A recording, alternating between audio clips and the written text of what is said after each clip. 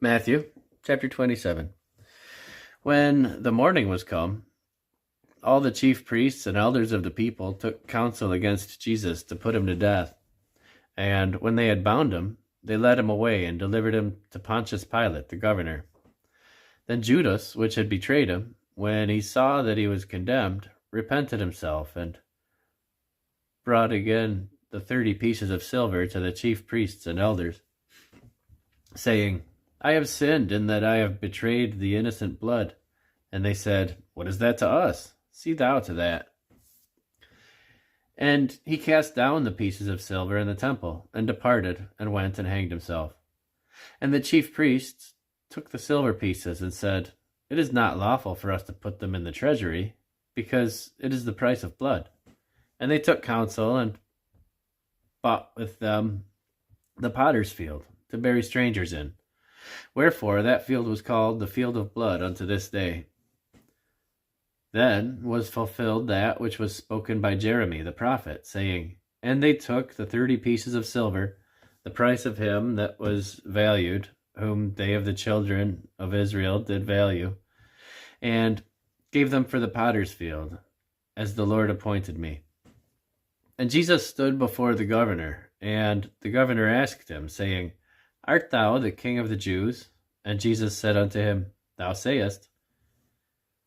And when he was accused of the chief priests and elders, he answered nothing. Then Pilate saith unto him, Hearest thou not how many things they witness against thee? And he answered him to never a word, insomuch that the governor marveled greatly. Now at that feast the governor was wont to release unto the people a prisoner whom they would. And they had them a notable prisoner called Barabbas. Therefore, when they were gathered together, Pilate said unto them, Whom will ye that I release unto you, Barabbas or Jesus, which is called Christ? For he knew that for envy they had delivered him. When he was set down on the judgment seat, his wife sent unto him, saying, Have thou nothing to do with that just man? For I have suffered many things this day in a dream because of him. But the chief priests and elders persuaded the multitude that they should ask Barabbas and destroy Jesus. The governor answered and said unto them, Whether of the twain will ye that I release unto you? They said, Barabbas. Pilate saith unto them, What shall I do then with Jesus, which is called the Christ? They all say unto him, Let him be crucified. And the governor said, Why? What evil hath he done? But they cried out the more, saying, Let him be crucified. When Pilate saw that he could prevail nothing, but that rather a tumult was made, he took water and washed his hands before the multitude, saying, I am innocent of the blood of this just person. See ye to it. Then answered all the people and said, His blood be upon us and on our children. Then released he Barabbas unto them, and when he had scourged Jesus, he delivered him to be crucified. Then the soldiers of the governor took Jesus unto the common hall, and gathered unto him the whole band of soldiers. And they stripped him, and put on him a scarlet robe. And when they had platted a crown of thorns, they put it upon his head, and a reed in his right hand. And they bowed the knee before him, and mocked him, saying, Hail, King of the Jews! And they spit upon him, and took the reed, and smote him on the head. And after that they had mocked him, they took the robe off from him, and put on his own raiment on him, and led him away to crucify him. And as they came out, they found a man of Cyrene, Simon by name. Him they compelled to bear the cross. And when they were come unto a place called Golgotha, that is to say, a place of a skull, they gave him vinegar to drink, mingled with gall. And when he had tasted thereof, he would not drink. And they crucified him, and parted his garments, casting lots, that it might be fulfilled which was spoken by the prophet, They parted my garments among them, and upon my vesture did they cast lots. And sitting down, they watched him there, and set up over his head his accusations, written, "This is Jesus, the King of the Jews." Then were there two thieves crucified with him, one on the right hand, and the other on the left. And they that passed by reviled him, wagging their heads, and saying, "Thou that destroyest the temple, and buildest it in 3 days, save thyself. If thou be the Son of God, come down from the cross." Likewise, also the chief priests mocking him with their scribes and elders said, "He saved others, himself he cannot save. If he be the King of Israel, let him come down from the cross, and we will believe him. He trusted in God, let him deliver him now, if he will have him. For he said, I am the Son of God."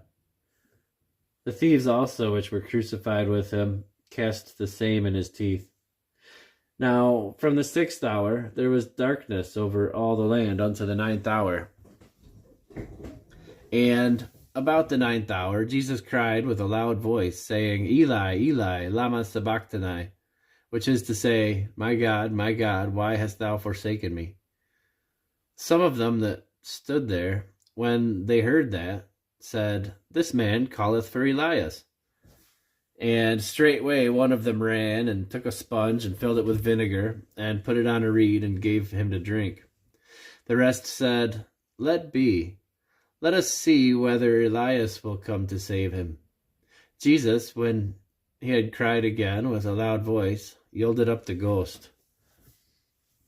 And behold, the veil of the temple was rent in twain from the top to the bottom, and the earth did quake, and the rocks rent, and the graves were opened, and many bodies of the saints which slept arose, and came out of the graves after his resurrection, and went into the holy city, and appeared unto many.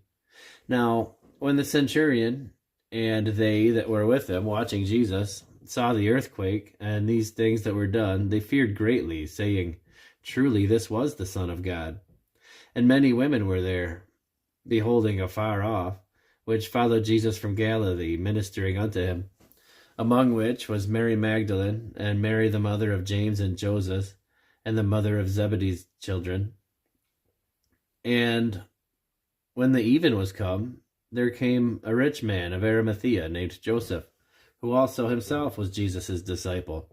He went to Pilate, and begged the body of Jesus. Then Pilate commanded the body to be delivered.